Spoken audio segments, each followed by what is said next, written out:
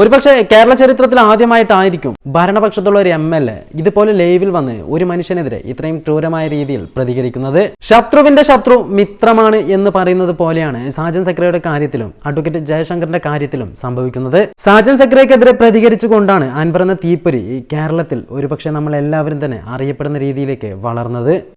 അതോടൊപ്പം തന്നെ ശക്തമായ രീതിയിൽ അൻവർ സാജൻ സക്രയെ വെല്ലുവിളിക്കുകയും ചെയ്തിരുന്നു. ഒരു ദിവസമെങ്കിലും നിന്റെ ചാനൽ ഞാൻ പൂട്ടിക്കുമെന്ന രീതിയിൽ അതിനൊരു പരിധിവരെ അൻവറിനെ കൊണ്ട് സാധിക്കുകയും ചെയ്തിരുന്നു.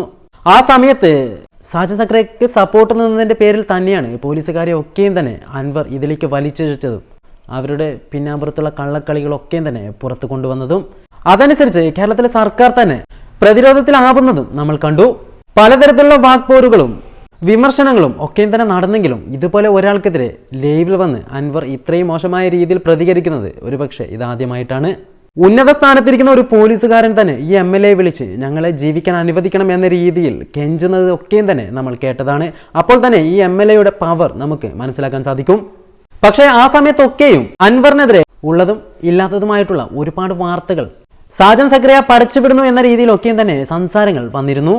പിന്നെ സാജൻ സക്ര എന്ന വ്യക്തിയെ സംബന്ധിച്ചിടത്തോളം ചില കാര്യങ്ങളിൽ സത്യസന്ധമായ റിപ്പോർട്ടുകൾ ചെയ്യുന്നുണ്ടെങ്കിലും ചിലയിടത്തൊക്കെ നമുക്കൊന്നും തന്നെ ഉൾക്കൊള്ളാൻ സാധിക്കാത്ത രീതിയിലുള്ള പ്രതികരണങ്ങളും അദ്ദേഹത്തിൽ നിന്ന് ഉണ്ടാവുന്നുണ്ട്. മറ്റുള്ളവരെ വിമർശിക്കുക മാത്രമാണ് തൻ്റെ തൊഴിൽ എന്ന രീതിയിലൊക്കെയാണ് പലപ്പോഴും അദ്ദേഹത്തിൻ്റെ ചാനലിൽ നിന്ന് നമുക്ക് തന്നെ മനസ്സിലാക്കാൻ സാധിക്കുന്നത്.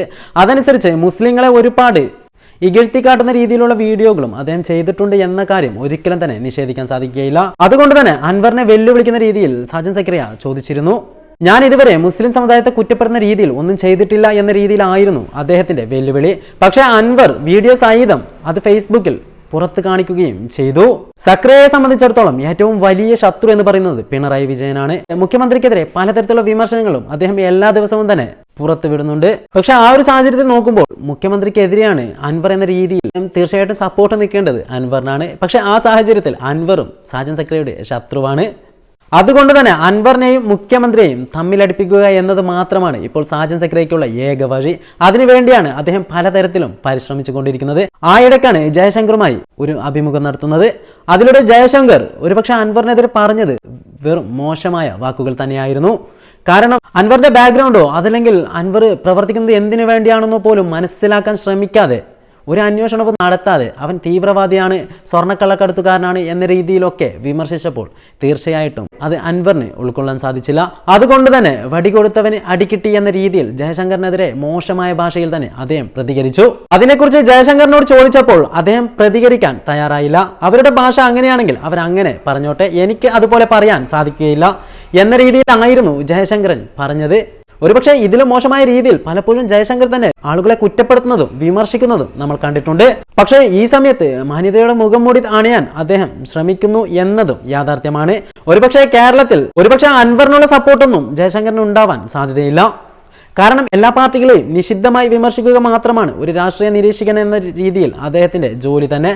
അത് ഭംഗിയായി അദ്ദേഹം നിർവഹിക്കുന്നും ഉണ്ട്. അതിലുമുപരി ഭരണവർഗത്തിന്റെ വീഴ്ചകളെ ചൂണ്ടിക്കാണിക്കുക എന്നതാണ് രാഷ്ട്രീയ നിരീക്ഷകന്റെ ഏറ്റവും വലിയ ജോലി.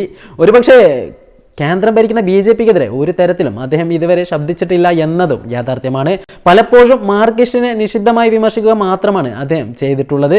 അതിന് അദ്ദേഹത്തോട് ചോദിച്ചപ്പോൾ അദ്ദേഹം കാരണമായി പറഞ്ഞത് കേന്ദ്രത്തിലുള്ള ഒരു പാർട്ടിയെ വിമർശിച്ചാൽ അതാരും തന്നെ ശ്രദ്ധിക്കണമെന്നില്ല എന്ന രീതിയിലായിരുന്നു അദ്ദേഹത്തിന്റെ മറുപടി. പക്ഷേ കാര്യം അതൊന്നുമല്ല. ഒളിഞ്ഞും പതുങ്ങിയും അദ്ദേഹത്തിന് മാർക്സിസ്റ്റിനോടും കോൺഗ്രസിനോടുമുള്ള വിരോധം പുറത്തു വരുന്നു എന്നത് തന്നെയാണ് യാഥാർത്ഥ്യം. അൻവറിനെ സംബന്ധിച്ചിടത്തോളം ഒരാൾക്കെതിരെ ഒരു ആരോപണം ഉന്നയിച്ചാൽ തീർച്ചയായിട്ടും വ്യക്തമായ തെളിവുകളൊക്കെയും തന്നെ അദ്ദേഹം തന്നെ പുറത്തുവിടുന്നുണ്ട്.